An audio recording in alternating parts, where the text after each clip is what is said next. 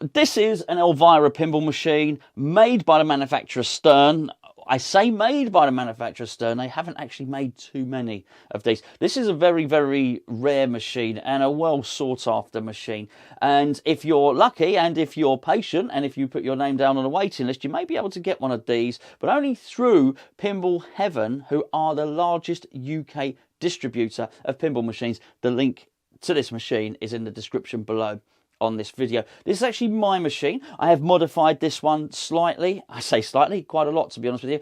And this falls somewhere in between the premium and the LE version of the games that they produced. They have also produced a special 40th limited edition version, which is to commemorate Elvira's 40 years on the big screen. But that's even rarer than some of the original ones. Stern are always promising to produce more of these. I think sometimes they just get caught up in producing whatever the latest title and latest release is. But this is a fantastic game. It's not just coveted because it's rare, it's coveted because it's absolutely brilliant. They didn't produce a pro version. Realistically, they couldn't have done, because this game is mech heavy. When I say mech heavy, it's toy heavy. There are a lot of mechanisms. I can see 3, maybe 4 major mechanisms in this game, which are the haunted house, the crypt, the junk in the trunk, and the virtual upkicker, which is such an innovative and wonderful design and really adds a lot of variety to the game. Now, this game for me is a little bit of a throwback to maybe some of the old Bally Williams games, in as much as it's fun, the call outs are great, and also it's packed with toys, as I just mentioned. I think maybe a lot of the modern day pinball machines, they almost forget to be fun, maybe possibly with the exception of Deadpool. This is absolutely full of it, and you get the impression with this game that just as much love has been given to the shots and given to the just the overall gameplay as has been given to the sound and of course the animations. There are some games that I don't think they make the most of the LCD screen.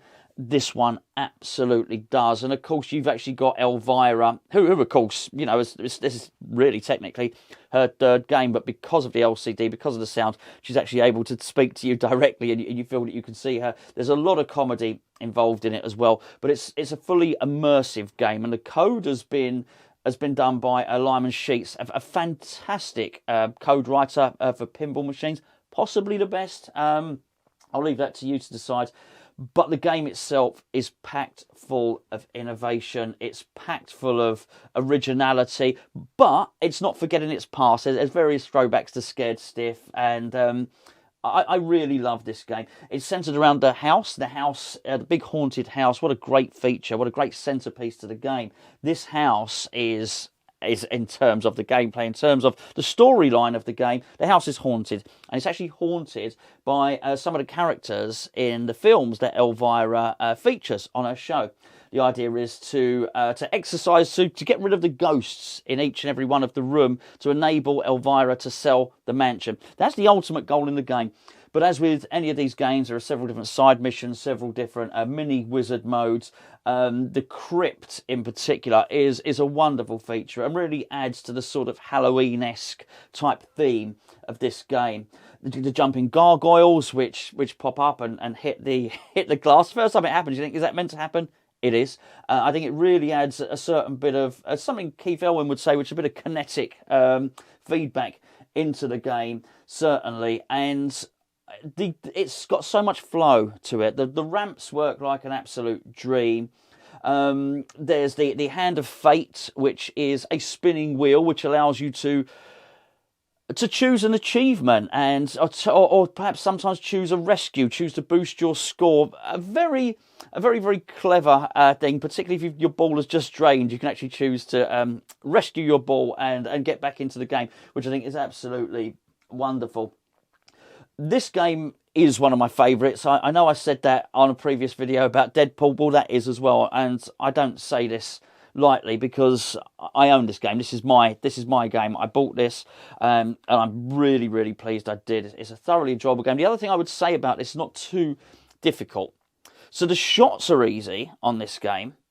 I would say anyway, as being a sort of a low-level player, let's say. I think the shots are easy, but it's the code that makes it difficult. And what I mean by that is not so much difficult, but it gives it long life. It allows you to solve the puzzle through the code, but you don't ever feel that the shots are being overly harsh. You don't feel that there's any what we would call cheap drains where you lose the ball unnecessarily.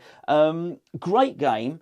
Really, really good. As I say, look, I'll be honest, it's not a cheap game, but it's because it is packed full of toys, and that's why they couldn't do a cheap and stripped down version.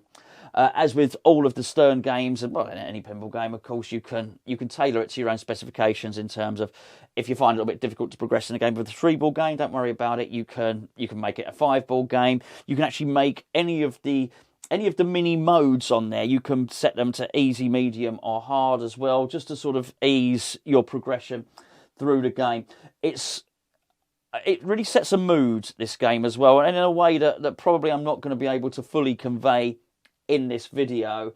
But the lighting, the sound, the thunder, the way the lights flash when the thunder is supposedly, the lightning, sorry, is hitting the house, the way that the gargoyles are illuminated, the skeleton inside the crypt which pops up.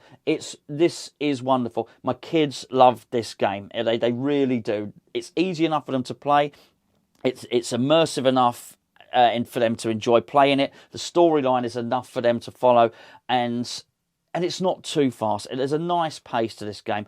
I don't know anybody that's come around and played this game and hasn't liked it, and I could name you a few where they haven't particularly liked. People come back to this game time and time again, which is exactly why it's popular. So that's Elvira's House of Horrors by Stern, available from Pinball Heaven, the UK's largest pinball distributor. The link is in the description below. Go and check out the website.